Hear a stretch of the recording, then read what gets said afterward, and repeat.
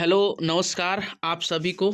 आज की क्लास में बताने वाले हैं क्लास 10th का साइंस का मोस्ट इम्पोर्टेंट ऑब्जेक्टिव क्वेश्चन के बारे में बताने वाले हैं। तो ध्यान दीजिएगा मेरे प्यारे दोस्त, आज की क्लास में मोस्ट इम्पोर्टेंट ऑब्जेक्टिव क्वेश्चन है।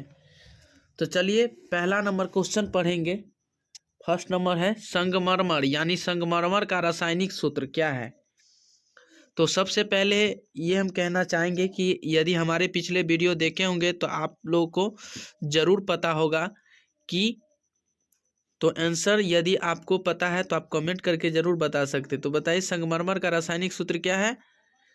तो आपका फाइनली आंसर हो जाएगा CaCO3। क्या होगा? CaCO3। आपको किस ऑप्शन में मिल रहा है जी? आपको एक का ए ऑप्शन में फाइनली आंसर हो जाएगा, CaCO3 हो जाएगा। ठीक है, चलिए बताते हैं अगला नंबर क्वेश्चन। दूसरा नंबर है COOH अभिक्रियाशील मूलक को क्या कहते हैं जी? कीटोन कहते हैं कि एल्डिहाइड कहते हैं कि अम्ल कहते हैं कि ईथर कहते हैं जी? तो बताइएगा इसको क्या कहते हैं? अम्ल। क्या कहते हैं जी? अम्ल कहते हैं। अम्ल आपको फाइनली आंसर हो जाएगा।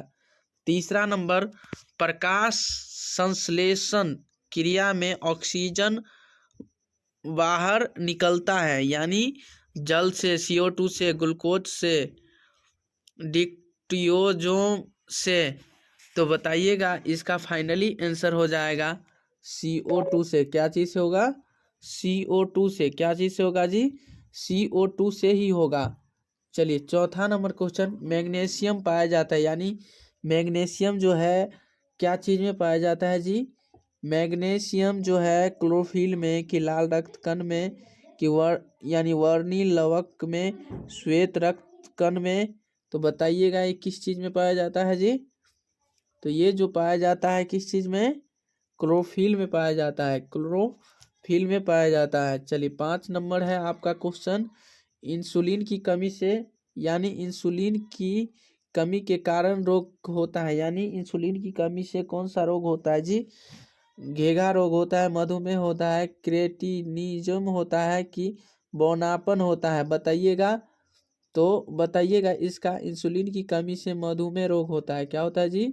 मधुमेह रोग। तो मधुमेह आपको किस ऑप्शन में मिल रहा है?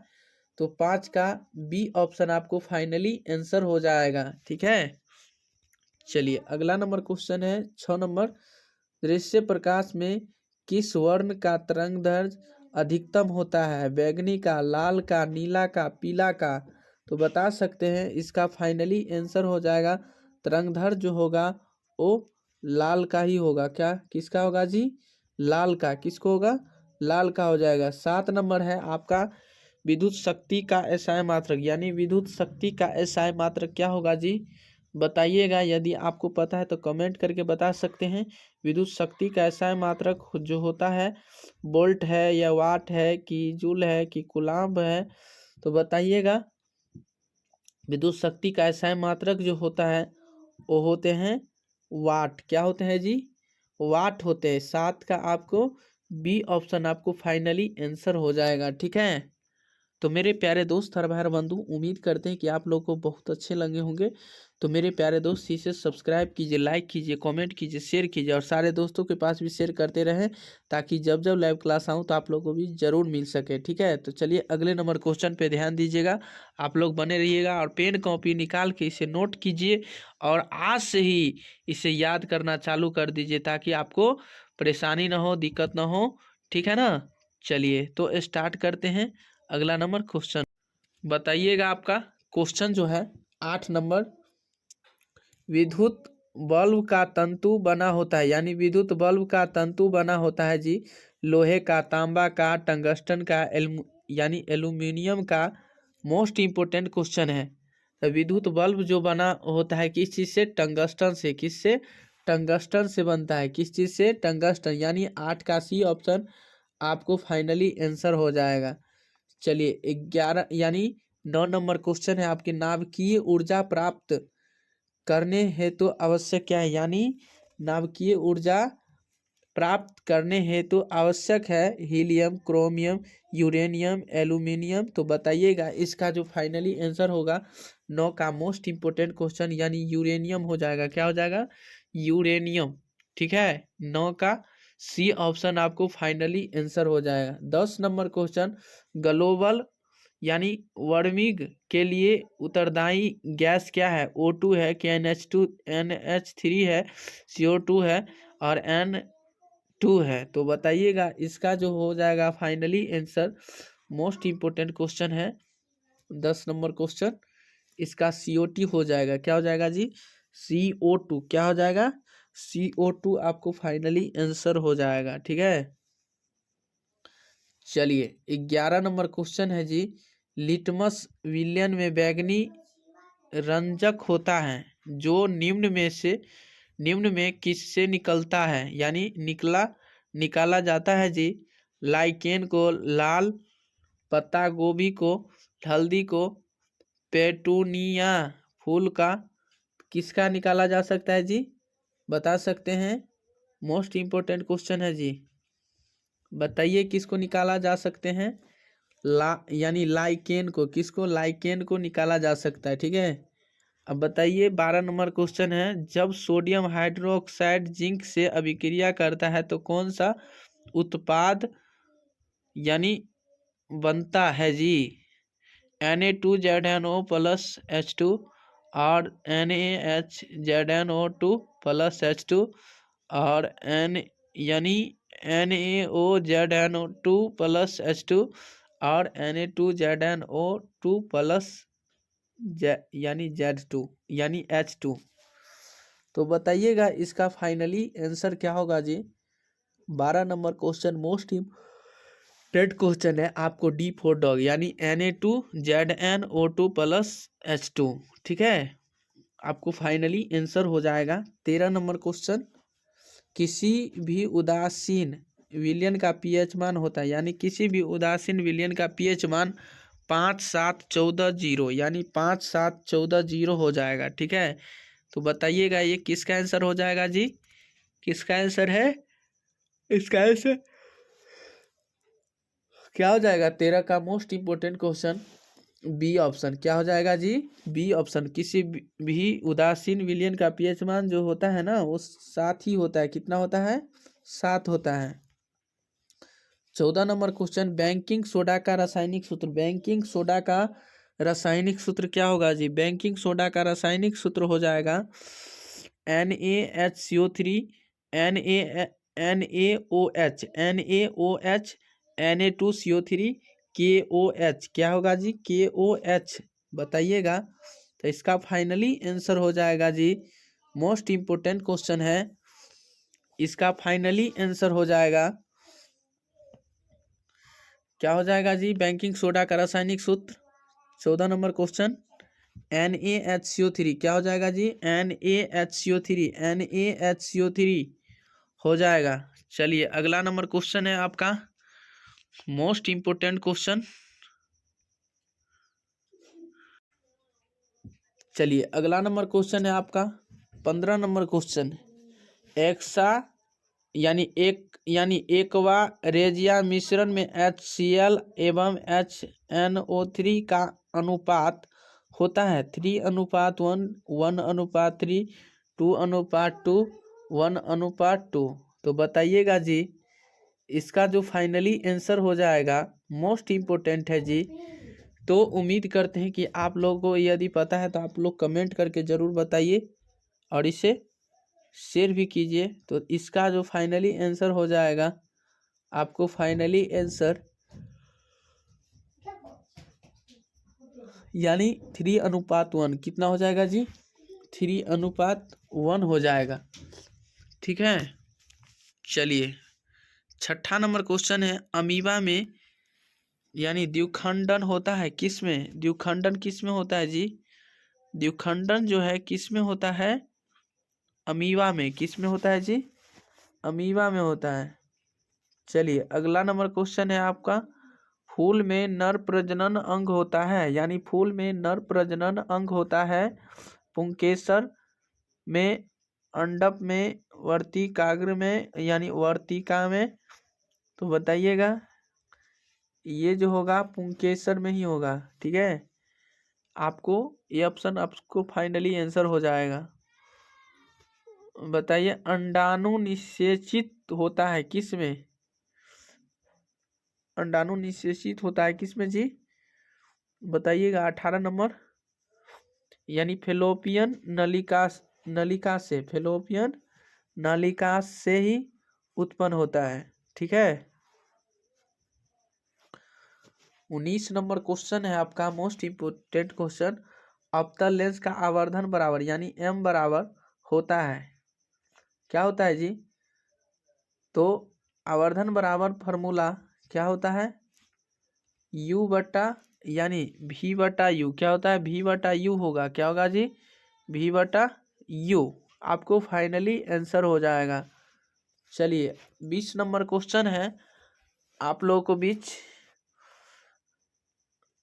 यानी फोक्सांतर एवं वक्रता त्रिज्या के बीच संबंध क्या है जी? इसका फाइनली आंसर हो जाएगा,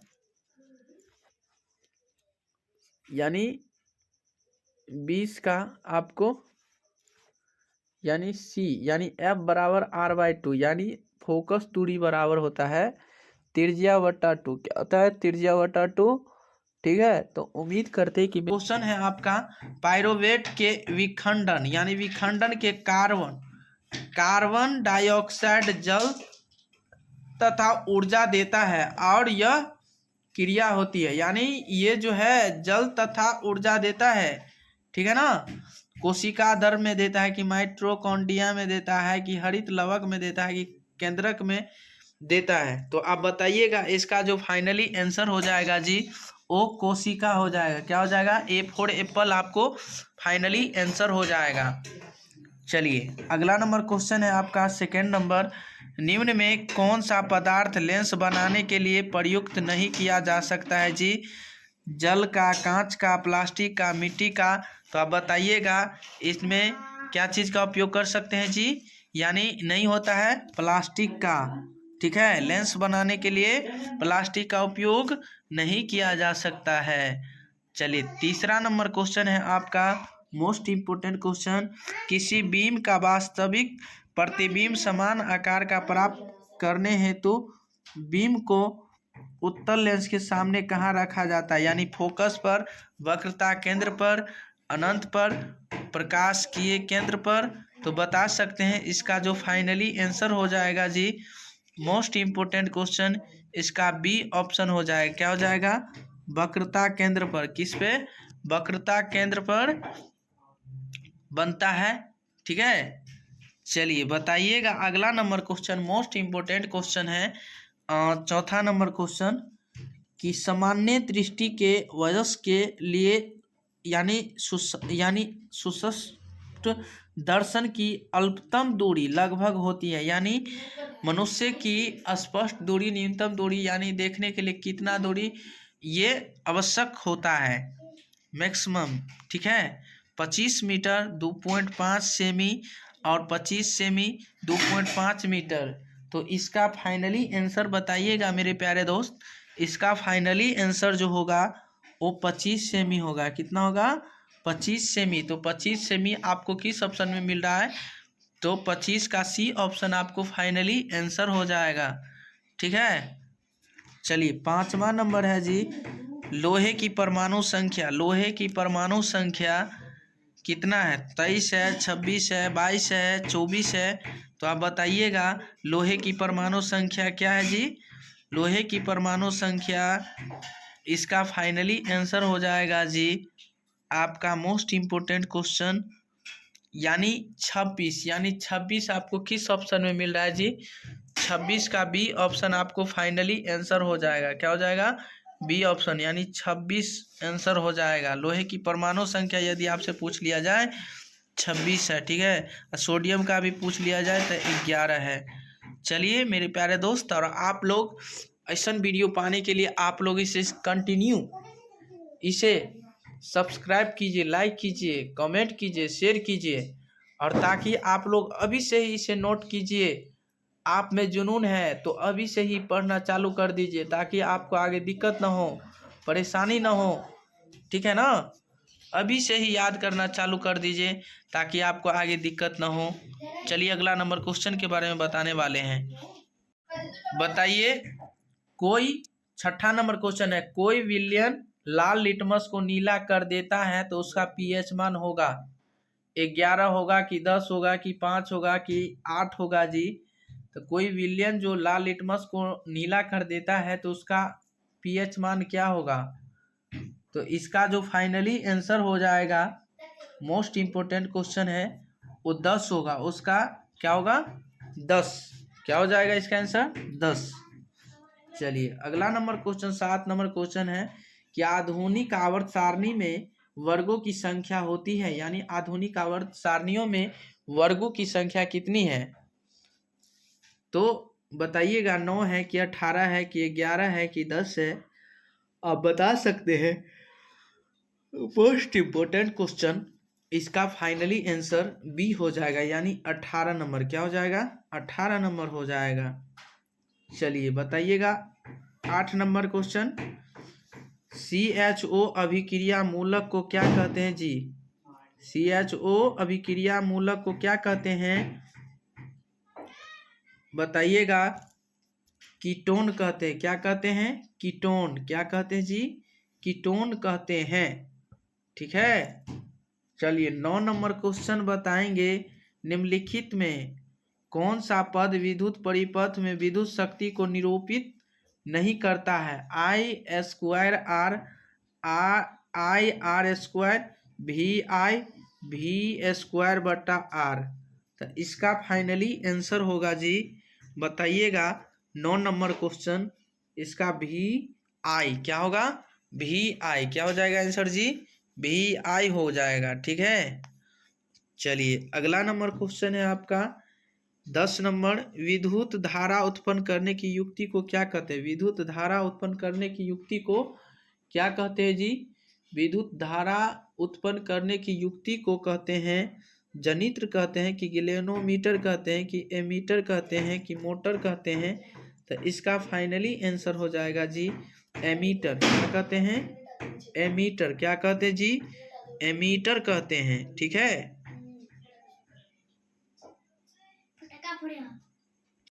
बताइएगा अगला नंबर क्वेश्चन आपका मोस्ट इम्पोर्टेंट, लघु पथन के समय परिपथ में विद्युत धारा का मान क्या होता है? कम हो जाता है, स्थिर रहता है, बहुत अधिक बढ़ जाता है, निरंतर परिवर्तित होता है? तो इसका जो फाइनली आंसर हो जाएगा, यानी कम हो जाता है। लघु पथन के समय परिपथ में विद्युत धारा का मान जो है वो कम हो जाता है। ठीक है। 11 का ए ऑप्शन आपको फाइनली आंसर हो जाएगा।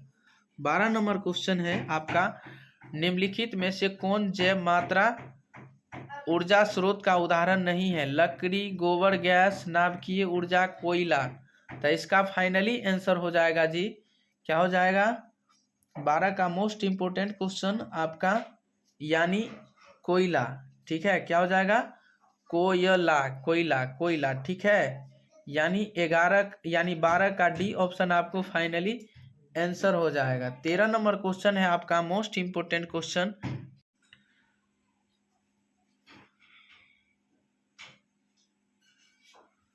13 नंबर क्वेश्चन पे ध्यान दीजिएगा आप लोग कि कोई तत्व ऑक्सीजन के साथ अभिक्रिया कर उच्च गलनांक वाला यौगिक निर्मित करती है, तो यह यौगिक जल में विलेय है, तो यह तत्व हो सकता है कौन सा? सी हो सकता है कि सी हो सकता है कि सिलिकॉन हो सकता है कि लोहा हो सकता है कि कार्बन हो सकता है कि कैल्शियम हो सकता है? तो इसका फाइनली आंसर हो जाएगा जी, मोस्ट इम्पोर्टेंट क्वेश्चन, इसका फाइनली आंसर हो जाएगा यानी कार्बन। क्या हो जाएगा? कार्बन हो जाएगा। ठीक है। आपको यानी बी ऑप्शन आपको फाइनली आंसर हो जाएगा, C4 कार्बन। ठीक है। चलिए चौथा यानी 14 नंबर क्वेश्चन है आपका, एथेन का आणविक सूत्र C2H6 है, तो इसमें यानी 6 सहसंयोजक बंधन, 7 सहसंयोजक बंधन, 8 सहसंयोजक बंधन, 9 सहसंयोजक बंधन। तो इसका फाइनली आंसर हो जाएगा जी 14 नंबर का मोस्ट इम्पोर्टेंट क्वेश्चन ए। ठीक है।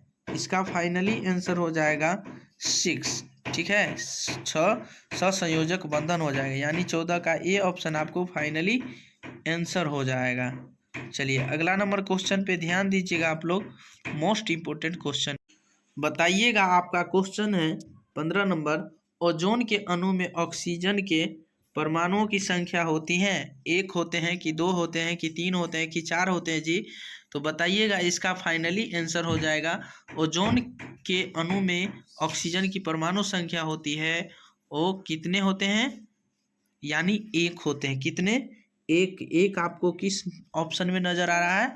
यानी एक ए, यानी ए ऑप्शन में, ए ऑप्शन आपको फाइनली आंसर हो जाएगा। चलिए 16 नंबर क्वेश्चन, मनुष्य में वृक्क यानी वृक्क एवं तंत्र का भाग है जो संबंधित है किस चीज से? पोषण से, शोषण से, उत्सर्जन से, परिवहन से। तो इसका फाइनली आंसर हो जाएगा, मोस्ट इम्पोर्टेंट क्वेश्चन, पोषण से। किस चीज से? पोषण से। ठीक है, चलिए 12 नंबर क्वेश्चन, यानी इसका 17 नंबर क्वेश्चन आपको, दो तंत्रिका कोशिका के मध्य खाली स्थान को क्या कहते हैं जी? यानी सिनेप्स कहते हैं। क्या कहते हैं? सिनेप्स कहते हैं। क्या कहते हैं जी? सिनेप्स। सिनेप्स आपको किस ऑप्शन में मिल रहा है? बी ऑप्शन में। ठीक है, 7वां का बी ऑप्शन आपको फाइनली आंसर हो जाए। पराग कोश में होते हैं। कहाँ होते हैं? पराग कोश में होते हैं। क्या चीज में होते हैं जी? बताइएगा। 18 number question, most important question है, यानी अंडप में। कहाँ हो जाएगा जी? अंडप में हो जाएगा आपको, यानी 18 का सी ऑप्शन आपको फाइनली आंसर हो जाएगा। चलिए 19 नंबर क्वेश्चन, विकासीय दृष्टिकोण से हमारी किससे अधिक समानता है? तो बताइएगा। 19 number question most important question है जी, जीवाणु से। किस चीज से? जीवाणु से है। मुकुलन द्वारा अलैंगिक जनन होता है, किसके द्वारा जी? तो बताइएगा। Most important